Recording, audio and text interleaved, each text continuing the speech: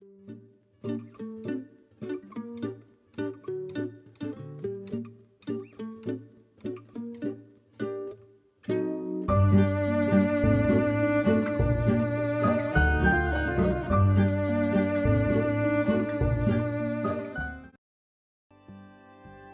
ora mai koutou, Rikki Solomon tōku ingoa.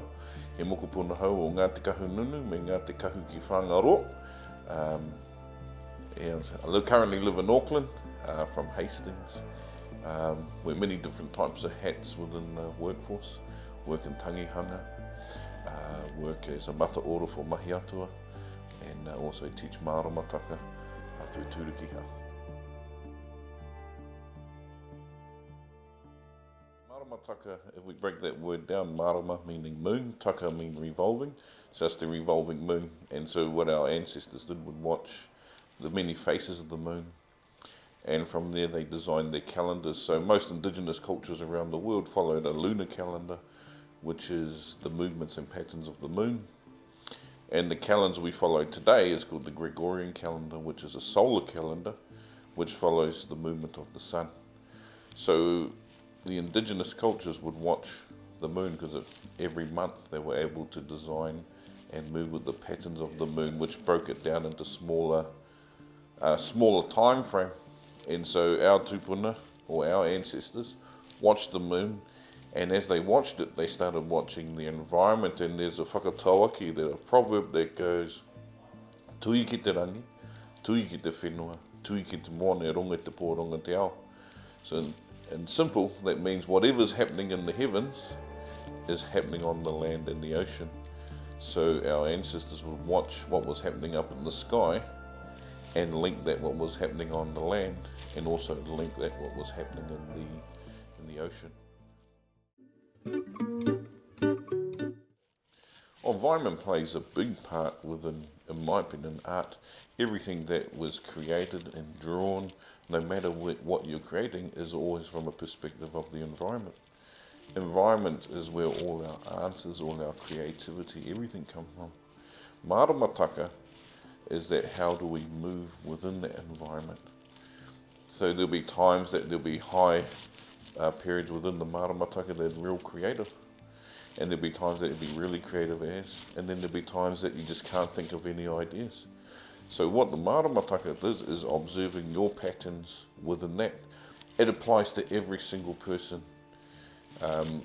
For example, your most creative time could be in the middle of the night, but you don't know why. Or it could be during the day. So what you start doing is start watching and observing your patterns. There'll be times that you'll be flowing with energy in terms of creating something, and then there'll be times you just can't be bothered doing any artwork. So what it is adapting your situation. So you could be, okay, I need to go and get some time out, and then in the Maramataka, say it might be tangaroa period, is you just go down to the ocean and just sit there and reflect about what you're doing. Or we could be in tamatea, which means we go into the ngahere and we reflect in there to get we move with the environment. And sometimes we're naturally moving and we're doing things that we just don't know why we're doing it. And so when you start studying the Maramataka, then it starts putting everything into perspective. It's a 30-day calendar. What I love about it, it's a 30-day calendar. And so every 30 days it's a new moon. And that means that we're celebrating Maramataka every 30 days. So it's sort of like having a New Year's Day, which is celebrated when we follow the sun. It's just one day within the Gregorian calendar, which is 31st of December. We welcome in the new day on the 1st of January. But every month of the Maramataka we have a day called Mutu Whenua, which means to stop and reflect and to set goals.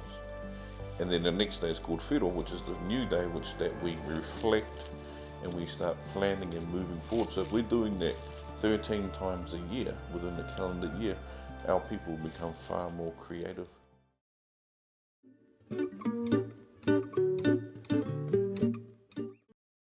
What we always teach when we're teaching Maramataka is to run blind. What I mean by run blind is that you don't actually follow the Maramataka. So what you do is you keep a journal, or you keep it real simple. Just write a note in terms of when was your most creative time. And it could be, you could be like saying in the morning I woke up and I was blank. But in the evening, before I went to bed, the ideas started popping. And well, early in the morning, I was out of 5, how was my creativity? In the evening, out of 5, what is my creativity? And you keep that over a month. And what you start doing is you start seeing when you're creative, times when you're most productive, when you couldn't be bothered doing anything. And what we do after that is that you put that to the Maramataka and our lunar calendar, and you start seeing your patterns. And so if you can't sleep, even if you can't sleep at night, there's some nights you can't sleep, write that down. So you're tracking your emotional well-being and you're following that every day. And then you convert that to the Maramataka, to the environment, and you write that down. And out of that, you'll get the patterns of how you move within your environment where you are right now. Your most creative times, times you need a rest. Because we're not designed to go hard out every single day. Our tupuna would say, there's 4 days of productivity and then 4 days of rest. Then there'll be another 3 or 4 days of productivity and then about 6 or 7 days of rest. So you're not going hungry all the time.